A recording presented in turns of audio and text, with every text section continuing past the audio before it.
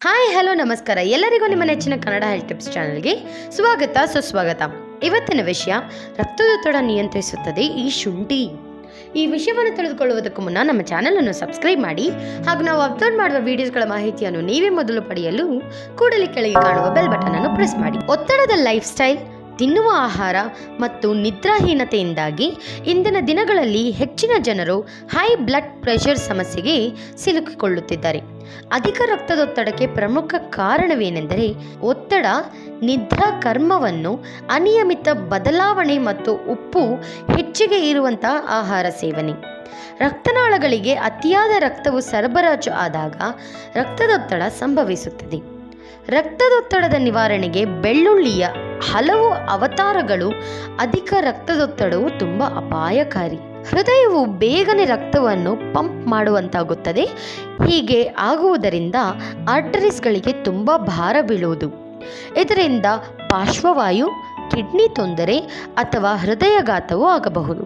ರಕ್ತದೊತ್ತಡಕ್ಕೆ ಪ್ರಮುಖವಾಗಿ ಧೂಮಪಾನ, ಬೊಜ್ಜು, ಅತಿಯಾಗಿ ಉಪ್ಪಿನಾಂಶವಿರುವ ಆಹಾರ ಸೇವನೆ, ಆಲ್ಕೋಹಾಲ್ ಸೇವನೆ, ಒತ್ತಡ ಮತ್ತು ನಿದ್ರಾಹೀನತೆ ಪ್ರಮುಖ ಕಾರಣವಾಗಿದೆ. ರಕ್ತದೊತ್ತಡವು ಇಂದು ಸಾಮಾನ್ಯ ಸಮಸ್ಯೆಯಾಗಿಬಿಟ್ಟಿದೆ. ಇದನ್ನು ಹೋಗಲಾಡಿಸಲು ಹಲವಾರು ವಿಧಾನಗಳಿವೆ.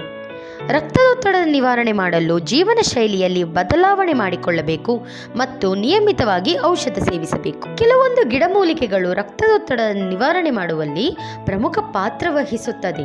ಅದರಲ್ಲೂ ನಾವು ದಿನನಿತ್ಯ ಬಳಸುವಂತಹ ಶುಂಠಿ ತುಂಬಾನೇ ಪರಿಣಾಮಕಾರಿ. ಶುಂಠಿಯನ್ನು ಯಾವ ರೀತಿ ಬಳಸಿಕೊಂಡರೆ ರಕ್ತದೊತ್ತಡ ನಿಯಂತ್ರಿಸಬಹುದು ಮತ್ತು ಯಾವುದೇ ಅಡ್ಡ ಪರಿಣಾಮವಿಲ್ಲದೆ ಈ ಮದ್ದನ್ನು ತಯಾರಿಸುವುದು ಹಾಗೂ ಬಳಸುವುದು ಹೇಗೆ ಎಂದು ಈ ವಿಡಿಯೋದಲ್ಲಿ ತಿಳಿದುಕೊಳ್ಳಿ.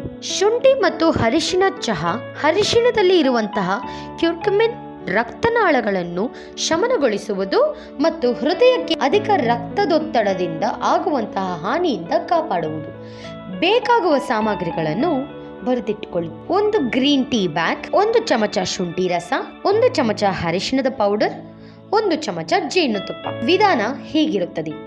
ಸಾಮಾನ್ಯವಾಗಿ ತಯಾರಿಸುವಂತೆ ಗ್ರೀನ್ ಟೀ ತಯಾರಿಸಿ. ಇದಕ್ಕೆ ಶುಂಠಿ ರಸ ಮತ್ತು ಅರಿಶಿಣ ಹಾಕಿಕೊಳ್ಳಿ. ರುಚಿಗೆ ಜೇನುತುಪ್ಪ ಹಾಕಿ ಮತ್ತು ಪ್ರತಿನಿತ್ಯ ಸೇವಿಸಿ. ಶುಂಠಿ ಮತ್ತು ಏಲಕ್ಕಿಯಲ್ಲಿ ಅಧಿಕ ರಕ್ತದೊತ್ತಡ ನಿವಾರಣೆ ಮಾಡುವ ಗುಣವಿದೆ ಎಂದು ಅಧ್ಯಯನಗಳು ದೃಢಪಡಿಸಿವೆ.